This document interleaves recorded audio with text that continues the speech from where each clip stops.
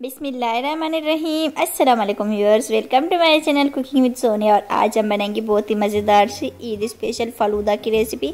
ये आप बिल्कुल होममेड बना सकते हैं और मज़े के बनता है। तो फिर चलते हैं और शुरू करते हैं आज की रेसिपी को। तो यहाँ पर मैंने लिया हुआ है कॉर्नफ्लोर, हाफ कप के जितना, आधा कप हमें कॉर्नफ्लोर लेना है और 2 कप के जितना इसमें ऐड कर देना है पानी।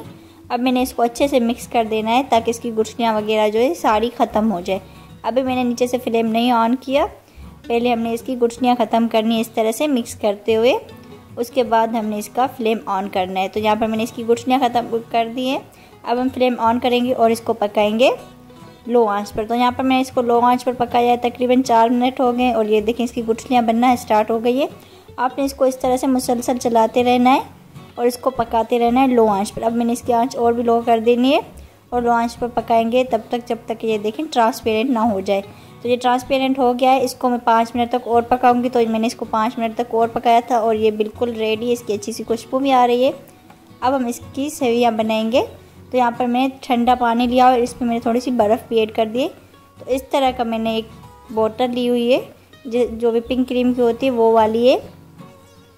इसमें मैं ऐड कर दूँगी अपना ये कॉर्नफ्लोर वाला गरम गरम मिक्सचर हमने इसमें ऐड कर देना है और इस तरह से हमने इसकी सेव बना देनी है। ये देखें इस तरह से बहुत ही आसानी से बन जाती है, इतना मुश्किल नहीं होता। इस तरह से हमने इसकी सारी सेवियां बना देनी है और इनको बनाने के बाद आधे घंटे तक मैंने इनको फ्रिज में रखना है ताकि और भी चिल हो जाए। एक तो हमने इनको गरम गरम बनाना है, दूसरा हमने इनको बनाने के बाद फ्रिज में रखना है, ठीक है, आधे घंटे तक। और फिर यहाँ पर हम लेंगे बड़ा सा आम, इसको मैंने पहले इस तरह से छील लेना है, इसके सारे छिलके निकाल देने। उसके बाद मैंने इसकी कटिंग करनी है। तो ये एक साइड जो है इसको हमने छोटा छोटा सा काटना है इस तरह से देखें, और दूसरी साइड को हमने बड़ा बड़ा सा काट लेना है। तो ये देखिए मैंने इनको काट लिया। अब जो मैंने बड़ा सा काटा है ना इसको हमने जूसर के जग में ऐड कर देना है इस तरह से, और जो छोटा सा काटा है इसको हमने बचा कर रखना है, वो हमें गार्निशिंग में काम में आएगा, ठीक है। अब मैंने इसमें ऐड कर देनी है चीनी 4 टेबल स्पून और इसमें मैं दूध ऐड कर दूंगी 1 गिलास के जितना। और अब हम इसका गाढ़ा सा जूस बना देंगे। ये देखिए इस तरह से इसको चलाते हुए। तो यहाँ पर ये देखें कितना गाढ़ा हो गया है। तो यहाँ पर हमारा जूस भी रेडी है। मैंने मैंगो जेली ली हुई है लाल कलर की, आपको जो जेली पसंद है वो आप ले सकते हैं। मैंने रेड वाली ली हुई है। और हमारे जो फालूदा है वो भी रेडी है।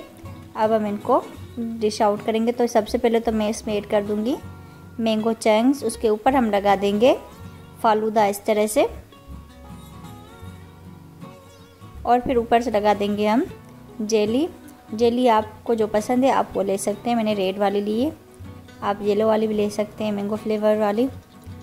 इस तरह से जेली लगा देंगे, ऊपर से थोड़ा सा और फालूदा लगा देंगे, ये देखें इस तरह से। और फिर लगा देंगे अपना शेक जो हमने बना कर रखा था, ये इस तरह से हम लगा देंगे।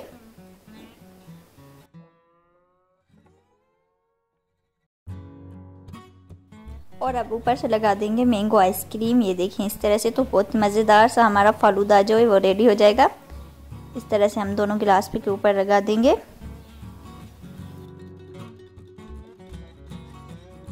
ऊपर से थोड़े से मैंगो चंक्स और लगा देंगे हम इस तरह से। और अगर इस स्टेज पर आपको मेरी रेसिपी अच्छी लग रही है तो प्लीज़ लाइक ज़रूर कर दें, और अगर चैनल पर नए हैं तो चैनल को सब्सक्राइब करना ना भूलें। तो आप लोगों का बहुत बहुत शुक्रिया। थोड़ी सी फालूदा सीव्स लगा देंगे इस तरह से, और फिर जेली रख देंगे हम। तो ये देखिए माशाल्लाह बहुत ही मज़ेदार सा हमारा मैंगो शेक जो है वो रेडी है, मैंगो फालूदा रेडी है। अब हम इसको ट्राई करके देखते हैं कि ये बना कैसा है। इसको अच्छे से पहले हमने मिक्स करना है और फिर बहुत ही मज़ेदार सा ये बना था। आपने ये रेसिपी एक बार ट्राई ज़रूर करनी है और कमेंट बॉक्स में अपनी फीडबैक भी देनी है। तो अगली वीडियो तक मुझे दीजिए इजाज़त।